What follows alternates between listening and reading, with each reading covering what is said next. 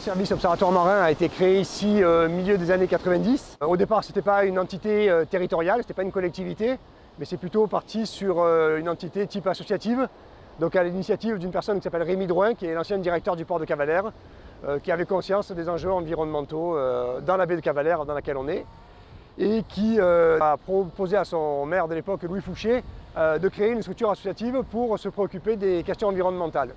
Les questions de plaisance et l'ensemble des enjeux et des usages de cette baie. Tout ça est remonté aux oreilles de l'agence de l'eau, pareil, dans les années 95. Et l'agence de l'eau a proposé à la mairie de faire ça sous une forme collectivité territoriale plutôt qu'associative pour donner un peu plus de poids à l'entité en fait.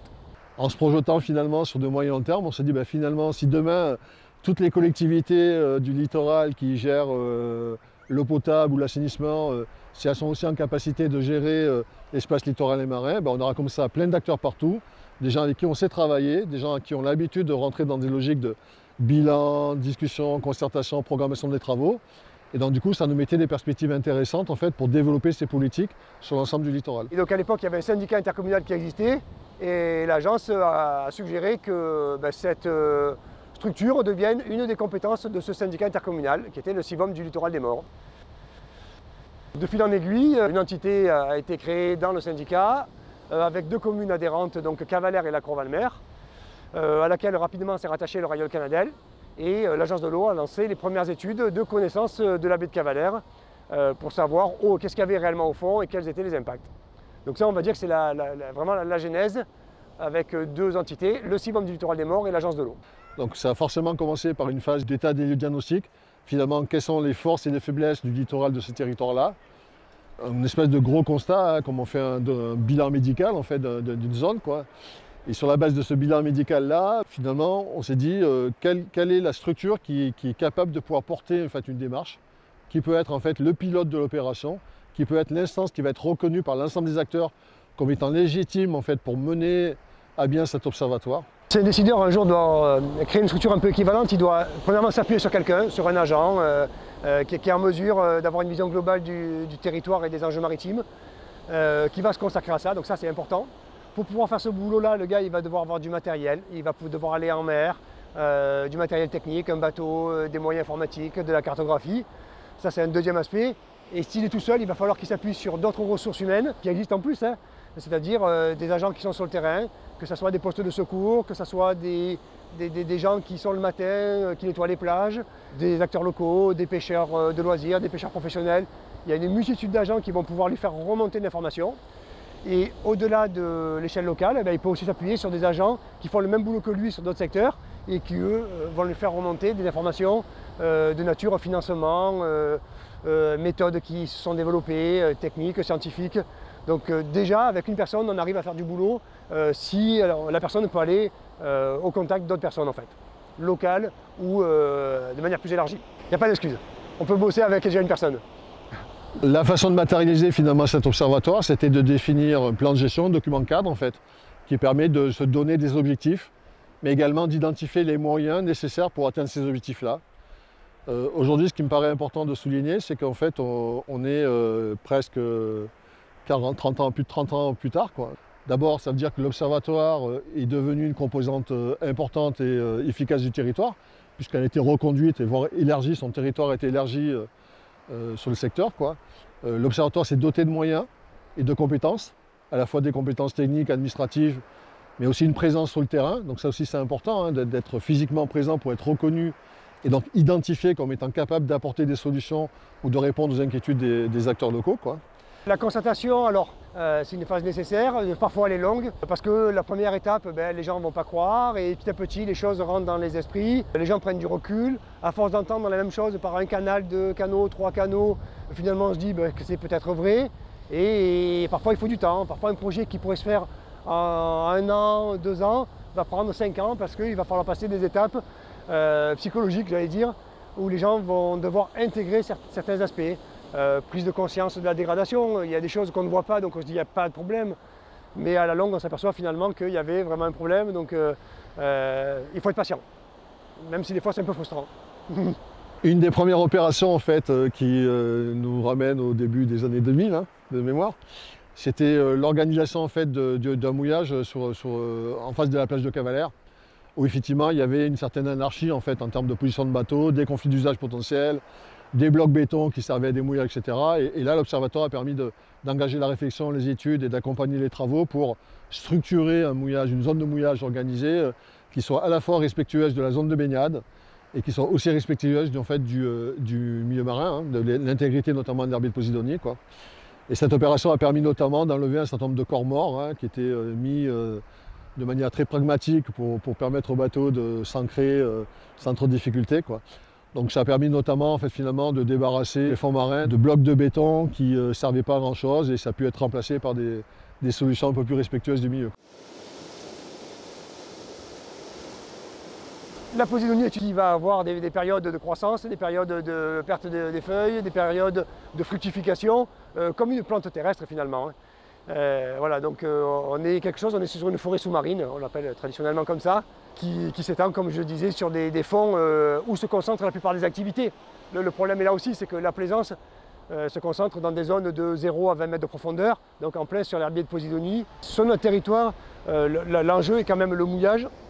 C'est le principal impact sur l'herbier de Posidonie et sur les autres habitats en fait, hein, puisqu'on voit l'évolution de la plaisance, on voit les unités qui sont de plus en plus grandes, on voit la réduction des espaces pour permettre à ces unités de mouiller, donc vers quoi elles vont se réorienter, vers où elles vont, on va dire, déplacer leur effort et leur impact.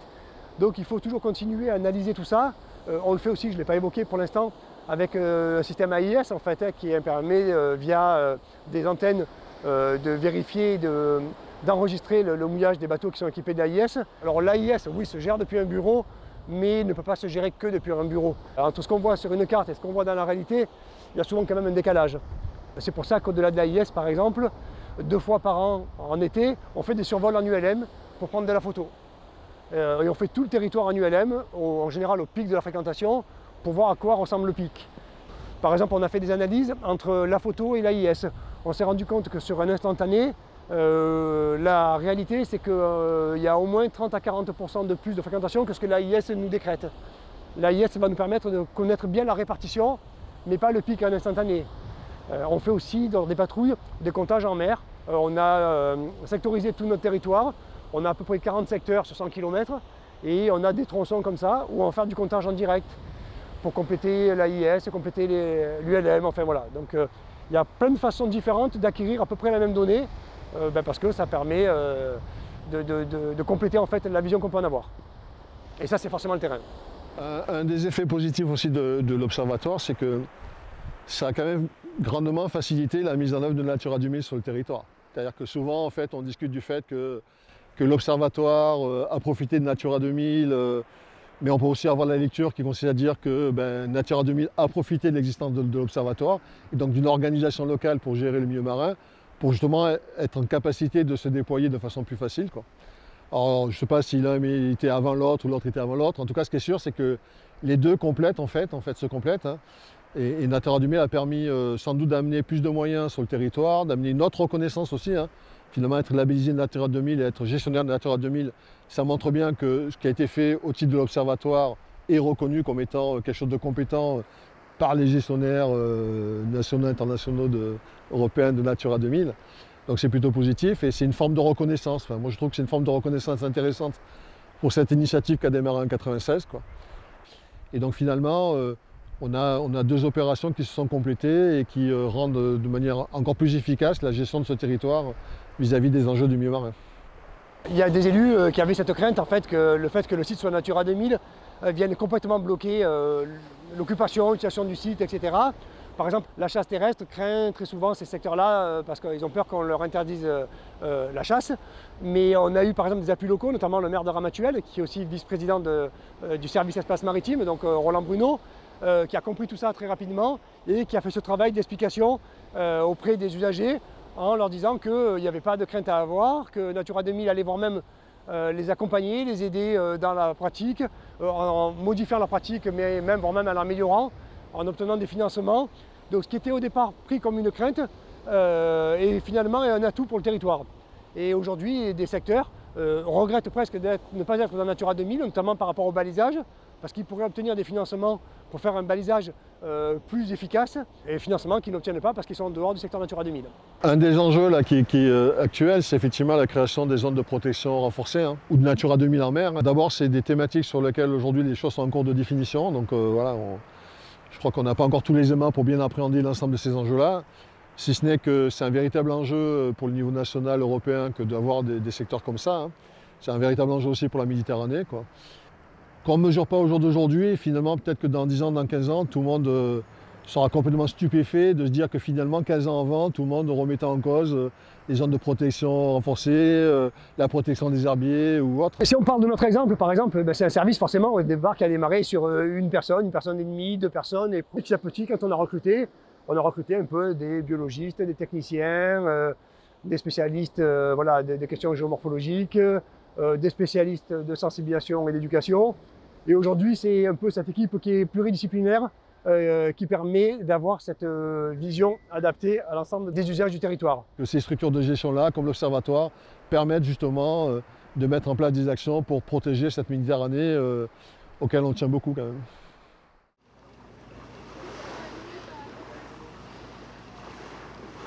Une des explications pour lesquelles on a autant de cétacés dans la région, dans le sanctuaire Pélagos à proprement parler, et c'est pour ça qu'il a été créé ici, c'est la configuration topographique sous-marine. On voit qu'on est dans les Alpes-Maritimes et donc on a ici les montagnes qui vont tomber dans la mer. Et donc dans la région, en mer, on a un plateau continental qui est assez court et déjà très abrupt. Et au bout de ce plateau continental, on a le talus continental qui n'est pas vertical mais très abrupt. Et donc au printemps, il y a un courant de profondeur froid qui se met en place, qui vient buter sur le talus continental, qui est projeté vers le haut. Et la remontée d'eau froide, qu'on appelle un upwelling, va provoquer une explosion planctonique, la naissance du plancton. Le plancton étant la base de la chaîne alimentaire, derrière, tout se développe. Et en haut de cette chaîne alimentaire, on va retrouver les cétacés. Baleines pour ceux qui vont manger directement le plancton, ou les odontocètes, les cétacés à dents, dauphins, cachalots, pour ceux qui vont se nourrir plus de poissons, de crustacés. Ici, on a très rapidement 1000 mètres de fond. Quand tu es à peine 4000 de la côte, donc ça fait 7 km on va dire, tu as déjà 1000 mètres de fond. Là, nous aujourd'hui, on a fini la journée sur plus de 2000. On était probablement aux environs 2500 mètres de profondeur, alors qu'on est finalement assez proche de la côte. Voilà. En fait, c'est parti d'une passion du large, d'abord par l'intermédiaire de la pêche sportive. Et au vu de la raréfaction du thon rouge, il a fallu arrêter. On se rendait bien compte que tout ça ne fonctionnait plus, ou en tout cas le faire d'une manière complètement différente. La passion du large étant tellement prononcée chez moi, avec un ami d'enfance, on a décidé de mettre en place cette activité-là et d'emmener les gens découvrir la vie au large. Et c'est comme ça qu'on a décidé de proposer cette activité de whale watching. L'association SOS Grand Bleu a été créée en 1989. Le départ de l'association, comme on n'avait pas encore de bateau, c'était surtout des combats juridiques. Donc l'association a milité au niveau européen avec d'autres associations pour faire interdire les filets maillants dérivants dans les eaux européennes. Ensuite, à partir de 2004, l'association a acquis le bateau sur lequel on est, la Santos Ospire, notre bateau école. Et du coup, on a un petit peu modifié notre façon de procéder. On a été de plus en plus vers la sensibilisation. C'est-à-dire qu'on emmène des gens au large, à la rencontre des cétacés ou pas, puisqu'on ne les voit pas forcément. C'est un des objectifs, mais ce n'est pas le seul objectif. C'est même un objectif presque secondaire. L'idée, ça va surtout être de parler aux gens des différents cétacés qu'on voit dans la région, du sanctuaire Pélagos dans lequel on évolue, des menaces qui pèsent sur les cétacés, donc la pollution sonore, la pollution aux macrodéchets, les problèmes de pollution pétrolière, les travaux sous-marins, les collisions avec les grands navires de commerce. Voilà, nous on va maintenant beaucoup plus axer ça sur la sensibilisation avec les écoles, les particuliers comme aujourd'hui. Et on a l'impression quand même que ça marche pas mal. Le whale watching est une activité qui est en plein essor depuis de nombreuses années partout sur la planète. Et on s'est rendu compte que si ce n'était pas fait de manière responsable, ça pouvait engendrer de gros problèmes au sein des populations en termes de dérangement. Donc qu'il était très intéressant de bien connaître ces problématiques-là pour essayer d'y pallier justement et de travailler de manière un peu plus responsable, notamment déjà pour nous, pour acquérir des connaissances, parce que ce qui est intéressant aussi au large, ce n'est pas seulement voir les cétacés. D'abord, il y a tout un tas d'espèces animales qui sont très intéressantes à observer, mais également de comprendre leur environnement, comment ça marche, comment ça fonctionne, pour rendre cette activité de manière un peu plus durable, voilà, et que ça ne soit en aucun cas une activité qui perturbe essentiellement les animaux. Donc il a fallu pour ça avoir des connaissances. Grâce à une association qui s'appelait Souffleurs d'écume, il a été décidé d'envisager de mettre en place un label qui s'appelle aujourd'hui le High Quality Whale Watching. Ce label, on avait envisagé qu'il soit obtenu au travers de formations. Et j'ai donc passé cette formation tout au début, avant la mise en place de ce label, pour pouvoir adhérer à ce label-là et donc arriver à faire mon travail de manière plus cohérente pour moi. Au sein de notre association, nous, François et moi, les deux skippers, on a fait la formation High Quality Whale Watching il y a 3 ans. C'est une formation qui est payante, c'est un coût qui n'est pas déraisonnable pour une entreprise ou une association, c'est de l'ordre de 250-300 €. Donc pour 5 jours de formation, ce n'est pas non plus catastrophique. Par contre, on n'a pas le droit de se revendiquer High Quality Whale Watching. C'est un label qui est réservé aux opérateurs privés. Un des aspects sur lesquels les particuliers, les gens, les entreprises qui voudraient faire une sortie d'observation peuvent s'appuyer sur ce label en se disant je vais choisir plutôt cette entreprise-là qui est labellisée High Quality Whale Watching plutôt que celle-ci qui ne l'est pas. Parce que celle-là, High Quality Whale Watching, je sais que ça ne va pas être n'importe quoi, qu'on va faire ça dans le respect du code de bonne conduite et de l'animal, que j'aurai des explications sur les cétacés que je vais rencontrer, que l'approche sera conforme, le plus conforme possible. Et c'est une façon responsable de, on va dire consommer, j'aime pas ce mot-là, mais de consommer de l'observation de cétacés. Voilà. Les sociétés qui sont labellisées ont plus de connaissances et donc sont capables de faire leur travail de manière moins irrespectueuse pour les animaux, mais ce n'est pas suffisant. D'abord, nous sommes de plus en plus nombreux, donc je pense qu'il est important de pouvoir revalider nos connaissances chaque année. Donc je pense que ces formations, ça serait intéressant de les proposer, en tout cas pour le label, de les imposer peut-être tous les 4-5 ans pour être certain que les gens qui opèrent sur cette activité-là, bien que j'aime pas du tout le terme opérateur whale watching. Moi je ne suis pas un opérateur, je suis un émerveillateur.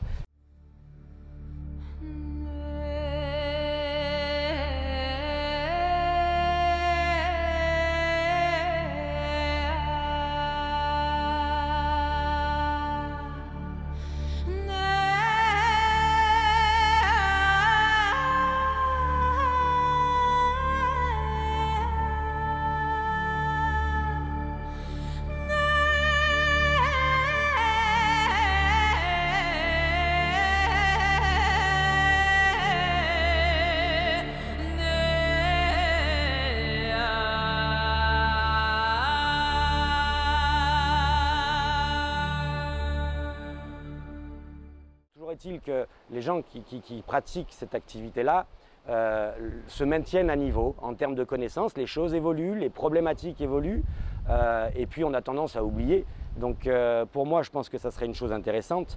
Au niveau du code de bonne conduite, il est très important, bien évidemment, que pas seulement d'ailleurs les opérateurs, mais tous les gens qui naviguent au large aient conscience et connaissance de ce code de bonne conduite, la manière d'approcher les cétacés. Il faut couper son sondeur, il ne faut jamais arriver par devant, jamais arriver par derrière, toujours se tenir à une distance d'au moins 100 mètres des animaux, quelle est notre vitesse et notre cap à celui des animaux et voir comment ça se passe. Par contre, il y a d'autres comportements et c'est le problème dès qu'il y a un petit peu d'argent en jeu. Certains comportements vont être des fois un peu plus agressifs avec le bateau parce que il y a pour certains l'obligation du résultat. Nous, on ne se donne pas l'obligation de résultat d'observer les cétacés, on prévient les gens avant de partir. Ils doivent savoir qu'on peut rencontrer les cétacés, c'est très probable, mais on peut aussi faire des journées sans. Hier, François, il a fait une journée, d'après le livre de bord, il n'y a pas eu d'observation. Aujourd'hui, top, on a vu cachalot, on a vu baleine, on a vu dauphin bleu et blanc, 3 espèces différentes dans la même journée, c'est super, on est super contents, mais il y a aussi des journées sans. Et voilà, c'est pas très compliqué de se conformer au code de bonne conduite, ça marche tout aussi bien. Tu l'as vu toi-même, la baleine qu'on a vue avant sa première sonde qui était à peut-être 1,5 km, 2 km, on s'est rapproché doucement, on était à peut-être 4 nœuds. La deuxième sonde, elle était plus qu'à 1 km. On a ralenti au maximum, on était à 2 nœuds. Et au final, quand elle est ressortie de sa deuxième sonde, eh ben de 1 km, au moment où elle a sondé, nous, on n'a quasiment pas bougé. Elle est ressortie, elle était à 150 mètres de nous. Donc à partir du moment où tu fais peu de bruit, tu es peu agressif, les animaux, ils sont pas bêtes, hein, ils ont l'habitude, ils commencent à connaître un peu comment ça se passe. Sur les années, ça marchera beaucoup mieux si on respecte ce genre d'approche respectueuse. Parce que les animaux éviteront de fuir les bateaux si on fait n'importe quoi. Au bout de 4, 5, 6 saisons, ils ont compris, ils entendent un moteur, ils tracent de l'autre côté et puis on ne les voit plus. Au-delà du code de bonne conduite, les espèces sont toutes différentes, elles réagissent différemment en fonction d'une espèce à l'autre, mais il y a également toute la phase comportementale de l'animal dans lequel on va arriver. Il n'y en a pas 36, il y en a 4. Soit l'animal se nourrit, soit il se repose, soit il transite, soit il socialise. Et donc nous, on va devoir adapter notre comportement à la phase dans laquelle va se trouver l'animal au moment où on arrive vers lui. Donc tout ça, ce sont des choses qui sont difficiles à apprendre, et par contre, c'est des choses qu'on peut tout à fait, au travers de l'expérience, comprendre. Plus notre manière d'approcher sera respectueuse, plus l'animal se sentira en confiance, et plus l'observation sera intéressante, parce qu'un animal en confiance, eh bien, il va se livrer beaucoup plus à vous. C'est important que les gens s'émerveillent de ces animaux, parce que la nature humaine est ainsi faite, les gens aiment ce qui les émerveille et les gens protègent ce qu'ils aiment. Donc si jamais on arrive à émerveiller les gens en les amenant voir ces animaux-là, je pense qu'on sera en mesure de mieux les protéger. Mais il faut que ça soit fait dans la mesure du possible, toujours dans les meilleures conditions. Et donc ce label est très important. Parce que déjà, on est sûr que les compagnies qui vont vouloir s'engager, et la demande est de plus en plus forte aujourd'hui de la part des clients de s'engager sur des sociétés qui ont ce genre, pour lequel ce genre de raisonnement, pour lequel cet aspect-là a de l'importance, sont de plus en plus nombreux. Donc la clientèle que l'on a est différente que celle qu'il y avait avant. Aujourd'hui, la sensibilisation est très importante. Et plus ces sociétés-là seront formées, plus elles seront capables d'expliquer aux gens ces problématiques-là, et donc auront un message de sensibilisation qui sera passé. Et ça, c'est très important. Lorsque les gens veulent approcher les animaux, ils vont vouloir faire des photos à ce moment-là. Souvent, moi, je leur dis, je suis là, je vais faire des photos, je vous les donnerai. Profitez de cette expérience, parce que d'abord, concentrez vos sens, tous vos sens, l'ouïe, la vue, ça peut même être l'odorat, ça peut être pas mal de choses. N'ayez pas pour objectif, en allant voir ces animaux-là, de revenir avec une belle photo que vous pourrez mettre sur Facebook, qui certes plaira énormément à votre communauté et à vos amis, mais il ne faut pas tomber dans cette dérive-là. Pourquoi? Parce que sinon, on se retrouve avec certaines personnes qui vont approcher de manière irrespectueuse les animaux, beaucoup trop près, pas du tout dans le bon sens, et ça a énormément d'importance sur le fait de ne pas trop déranger les animaux.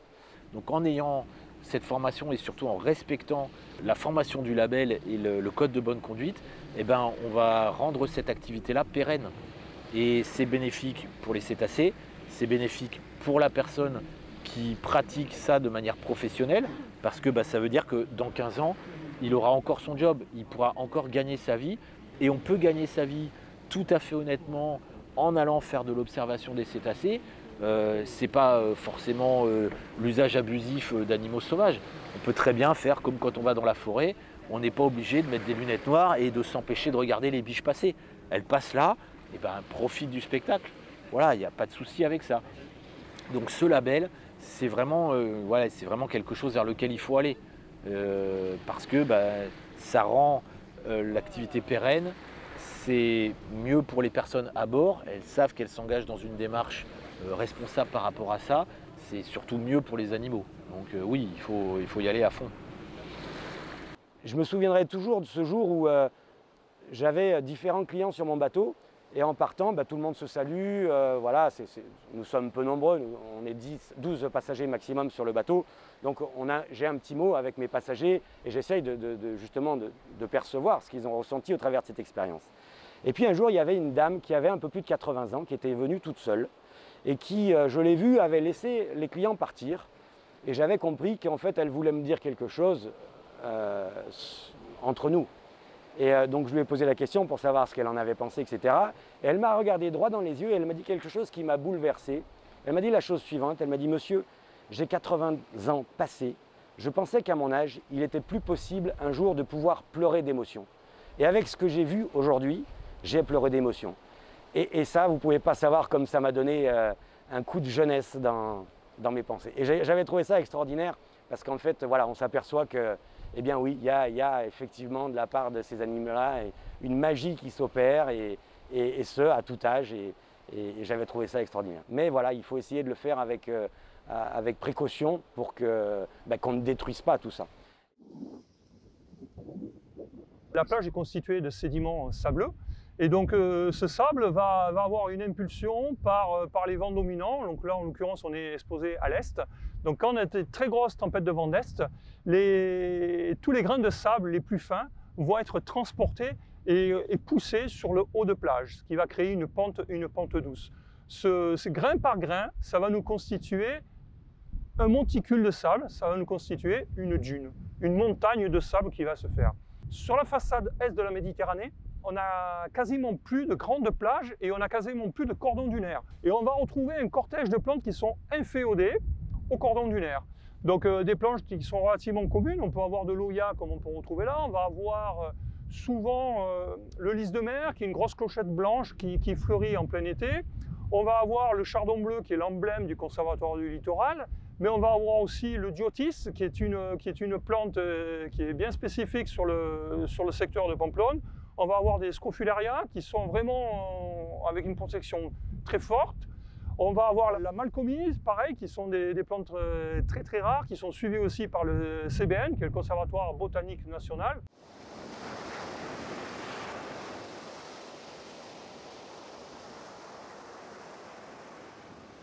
On va se transposer par exemple sur la plage. Sur la plage, on va avoir la laisse de mer. La laisse de mer qui est constituée de feuilles de posidonie qu'on appelle vulgairement une algue, alors qu'il y a une multitude de choses qui sont positives pour la protection de la plage, pour la forêt sous-marine, pour l'oxygène qu'elle apporte. Ça, c'est positif. On va avoir aussi le bois mort qui va constituer un millefeuille. La plage et la dune vont constituer de tous ces débris naturels que la plage dépose. Vous allez avoir des petits poissons, vous allez avoir tout un écosystème, des puces de mer, les crabes, tout ça vont venir. La plage en elle-même est un écosystème. Et ça, les gens ne l'ont pas compris ou ne l'ont pas appris et sont déconnectés de ce monde. Donc ça, c'est important de le laisser parce que par couche, on va avoir des bois, des feuilles, ça va entrelacer, ça va faire un tapis de feuilles, un tapis de sable, le tout va s'entrelacer, le tout va faire d'avoir une plage résistante. La commune de Ramatuelle, dès les années 1960, s'est toujours opposée à ce que cette plage soit bordée par un front de mer urbanisé. C'est resté un front de mer agricole et naturel. Mais la présence d'une quantité de touristes massive, dès les années 60, a suscité l'émergence d'une offre de services balnéaires qui s'est peu à peu étoffée, mais sans qu'il y ait jamais de plan d'ensemble. Ça a donc donné des constructions assez hétéroclites, sans permis de construire dans les années 60. Et quand la commune a repris en main la plage pour la première fois en 1974, par concession de l'État, elle a eu à réorganiser déjà des conditions d'une salubrité suffisante, d'un équipement suffisant. Il n'y avait à l'époque pas d'égout, pas d'électricité, pas de téléphone, pas de parc de stationnement et la plage accueillait 30 000 personnes par jour, l'équivalent d'une ville. Donc il faut remettre le contexte dans les années 50. On va avoir le film Dieu créa la femme, donc Brigitte Bardot qui va venir faire un film sur le secteur de Patch. Donc qui va générer entre guillemets une petite restauration légère, amicale, familiale, qui va générer un certain engouement. Plus au nord, on va retrouver le film Aloha, donc qui va faire naître entre guillemets l'établissement Tahiti. Donc ces deux établissements vont poser un cadre entre guillemets commercial. Et de l'autre côté, donc pareil, ça commence par des locations de matelas, des petites restaurations légères, donc Tahiti va aussi grandir. Donc il va y avoir énormément donc, de gens qui vont commencer à venir. Donc c'est la belle époque des stars qui viennent. Hein. On peut retrouver Constantin, Belmondo, une multitude d'acteurs entre guillemets qui sont prisés à l'époque et qui vont donner entre guillemets le renom et les lettres de noblesse de Pamplonne, qui va en faire un spot entre guillemets mondial du tourisme. Donc tout ça va déborder entre guillemets, il va avoir une telle croissance qu'on va avoir des campings qui vont s'implanter. Une très grosse pression, une fréquentation anarchique, notamment par des véhicules, le piétinement anarchique qui vont aller dans les dunes. Donc on va avoir le volet naturel qui va se déliter au fil des années. Et donc tout ce beau monde va attirer énormément de monde, des montées en puissance dans les années 70, 80, 90, 2000. Et on est arrivé avec des chiffres à 30 000 personnes jour en période estivale. Donc tout ça, il va falloir le cadrer. Et l'État va demander à la commune, donc du coup, de créer un schéma d'aménagement. Le premier programme de travaux que l'État a confié à la commune en 1974, c'était pour créer des parcs de stationnement, mettre en place de l'électricité rationnellement, du téléphone, de l'eau potable, et ça a représenté un investissement assez considérable sur 15 ans. En 1989, après cette première concession de plage, l'État a chargé la commune de déconstruire les bâtiments qui avaient été construits sans permis dans les années 60 d'une façon anarchique et de les reconstruire d'une façon à ce que la plage n'en souffre pas comme elle en souffrait jusque-là, parce que ces bâtiments étaient trop proches de l'eau. Ils étaient construits avec des fondations très nocives en cas de tempête, puisque le flot venait heurter ces bâtiments et ça ramenait le sable vers le large, ça a créé des phénomènes d'érosion. Les bâtiments étaient détruits régulièrement, bref, c'était très défavorable à la dynamique sédimentaire, à l'évolution de la surface de plage. Et en plus, il y avait un piétinement anarchique de la dune, une dislocation de la dune par des bâtiments qui étaient implantés dans la dune parfois, dont le programme c'était de réorganiser tout ça. C'était un sujet très complexe du point de vue de l'écosystème, de la réaction du site naturel, et très complexe aussi parce que de cette plage, l'économie touristique dépend très largement. La plage fait vivre 600 familles directement, mais il y a des milliers d'emplois indirects. Donc c'est la rencontre entre un écosystème fragile et un tourisme massif. Donc tout ça permet de poser un cadre et de dire à un moment donné, stop, il faut faire quelque chose. Et c'est là où on va se retrouver avec une grosse protection à mettre en place et un gros travail de réflexion à mettre.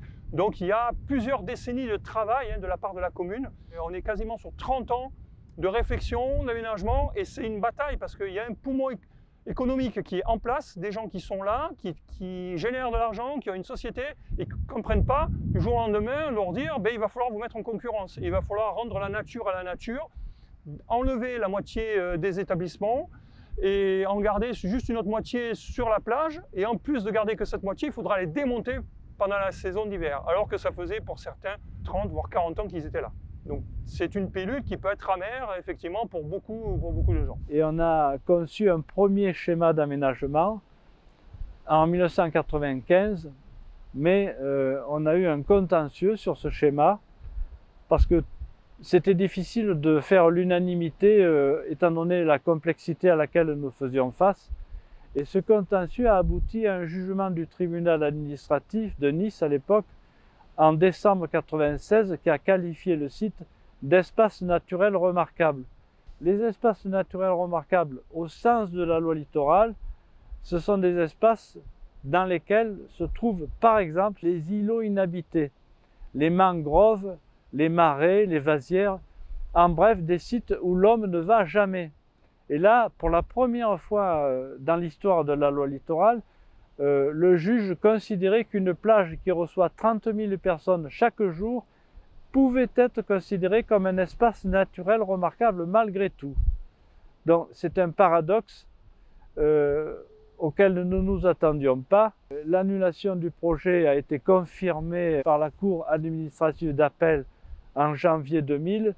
Et si on n'avait pas réagi à ce moment-là, la jurisprudence et la loi elle-même faisaient que toute l'économie de la plage devait disparaître et qu'il ne pouvait plus y avoir que des espèces naturelles sur un site qui fait vivre la région. Ce n'était pas faisable. La catastrophe n'aurait pas été écologique, mais sociale certainement. Donc, un amendement à la loi littorale a été proposé par la commune de Ramatuelle et porté par le député varois Robert Gaillat, qui a laissé son nom à cet amendement et qui a été adopté par l'Assemblée nationale et le Parlement donc en décembre 2000 dans le cadre de la loi Solidarité et Renouvellement Urbain.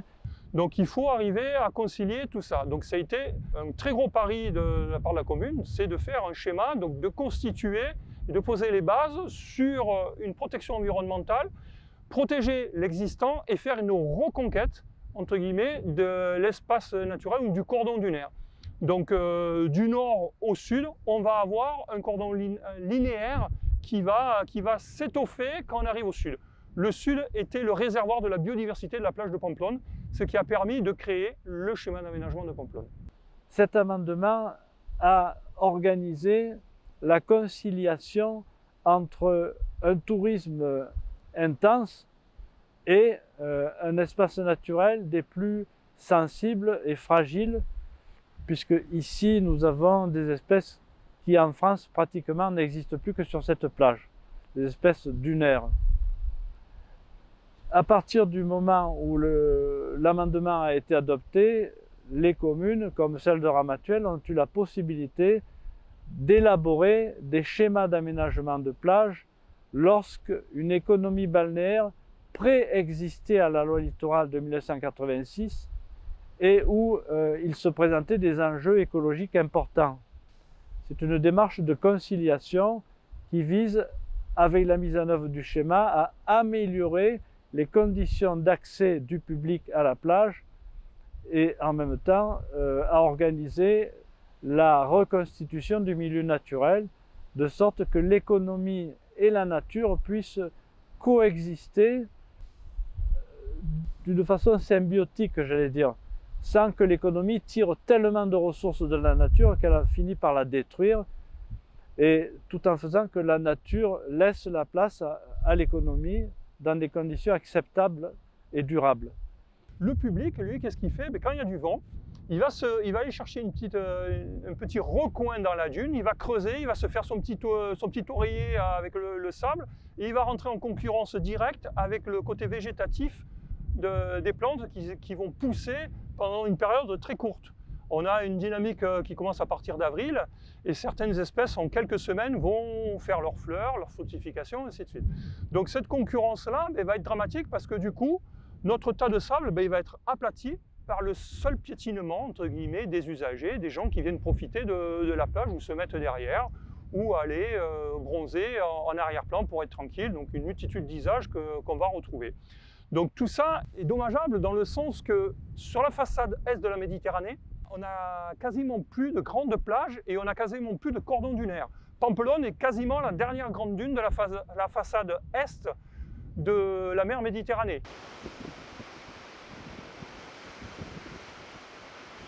Tout ce qu'on pouvait avoir en arrière-plan, du stationnement anarchique, du camping, du feu, des motos sur les plages dans les zones naturelles, des dépôts sauvages par certains établissements peu scrupuleux, on pouvait se débarrasser, faire du feu dans les dunes. On en a vu des vertes et des gravats, donc des gens qui jetaient plein de choses. Il s'est passé énormément de choses, le milieu a souffert. Avant que la commune achète et aménage des parcs de stationnement, il y avait des voitures partout. On a des photos aériennes en noir et blanc des années 60 où les voitures étaient comme des fourmis partout dans les dunes. Donc vous imaginez les opérations d'ensablement des voitures, les dépanneuses qui venaient les tirer, ça a beaucoup contribué à disloquer le cordon dunaire. Le premier programme des années 74 et suivantes a permis de retirer ces voitures des dunes et de les concentrer sur des parcs de stationnement qui sont aux extrémités des accès perpendiculaires à la plage, sachant que la commune de Ramatuelle s'est toujours opposée depuis les années 60 à ce que se crée un boulevard du front de mer. Ce qui fait qu'on n'entend pas de circulation automobile quand on est sur la plage. C'est déjà une belle façon d'arriver à la plage, de ne pas faire de bruit sur la plage avec son moteur de voiture. Donc 25% de voitures en moins sur les parcs de stationnement, ça voulait dire organiser d'autres façons de venir à la plage qu'en voiture, ou alors aussi de mieux partager un espace de stationnement plus rare. Alors, pour mieux partager un espace de stationnement plus rare, la commune a automatisé les paiements en 2022 et organisé des tarifications qui sont fonction de la pression exercée sur le site. Plus on vient aux heures où la pression est forte sur le site, c'est-à-dire en gros entre midi et 15 heures, et plus on paye cher. Si on vient avec sa voiture avant 11 heures, c'est gratuit. Et après 17 heures, c'est gratuit. Ça veut dire que les familles qui veulent venir profiter de la plage lorsque le soleil est moins dangereux, elles y viennent et gratuitement. Et je peux vous dire que ce sont des moments paradisiaques parce que la chaleur n'est pas intense, mais elle est agréable et on n'est pas trop sollicité par le soleil.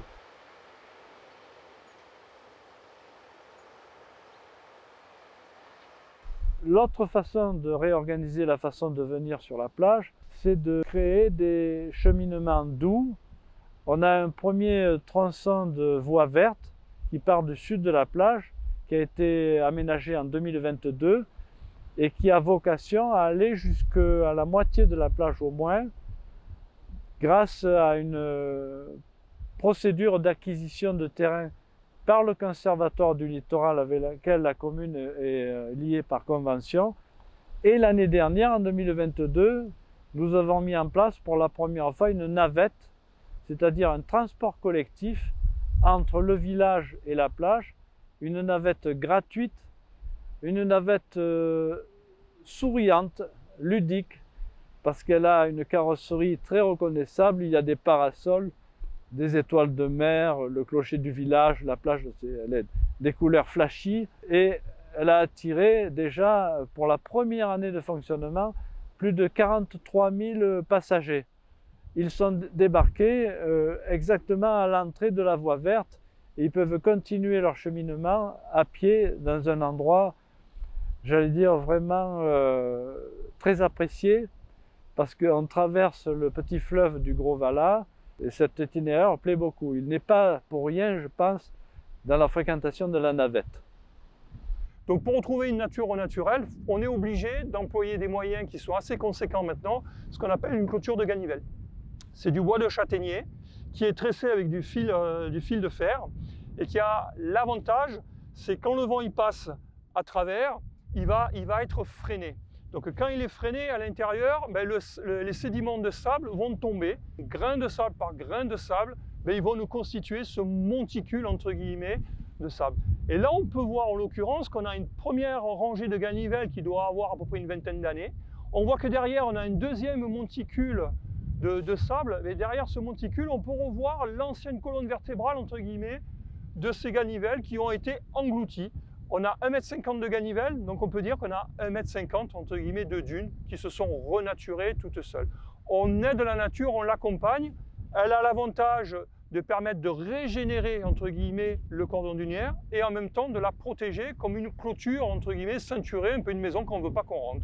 Donc là, à l'intérieur, on ne rentre pas et on laisse faire le cordon dunaire s'épanouir naturellement. Si quelqu'un d'autre devait, il faut être conscient déjà de la complexité. Les solutions simples ne marchent pas. Il faut beaucoup de solutions, beaucoup d'idées pour arriver à mettre en place une réponse à la complexité, beaucoup d'idées. Après, pour la conception d'un plan, d'un schéma, d'un plan, je pense qu'il faut vraiment faire appel à la technique du concours. Il faut rédiger un cahier des charges que la maîtrise d'œuvre aura rédigé de façon très attentive, très soigneuse, en y intégrant la complexité. Si la commune est l'entité porteuse du projet, il faut qu'elle s'entoure de partenariats avec d'autres organismes. Nous avons un excellent partenariat avec le Conservatoire national botanique de Porquerolles et avec le parc national de Port-Cros dont la commune est membre. Ce sont des partenariats extrêmement productifs. Et les parcs naturels nationaux ou régionaux, je pense que ce sont des outils extraordinairement riches, puissants en termes de potentiel d'innovation et de recherche. Quand on voit des petites pontes comme ça, on se dit, bon, bref, les gens, vous voudrez se voir à Hollywood, vous voudrez se voir avec des grands palmiers de partout, mais la spécificité d'un territoire, c'est quand même de découvrir notre propre racine, notre propre habitat, notre propre biodiversité. Notre biodiversité, elle est là. Monticules de sable, de très belles dunes, avec un cortège de plantes patrimoniales qui sont exceptionnelles. Et donc n'oublions pas que c'est une chaîne. Donc qui dit plante, dit entre guillemets insectes, prédateurs, et c'est un cercle fermé qui ne fait que tourner. On en fait partie. À nous de comprendre où est, entre guillemets, notre intérêt de tout ça. La planète se remettra très bien de la disparition de l'être humain. Donc, moi, ma satisfaction, c'est d'essayer de faire en sorte que notre expérience continue encore un peu.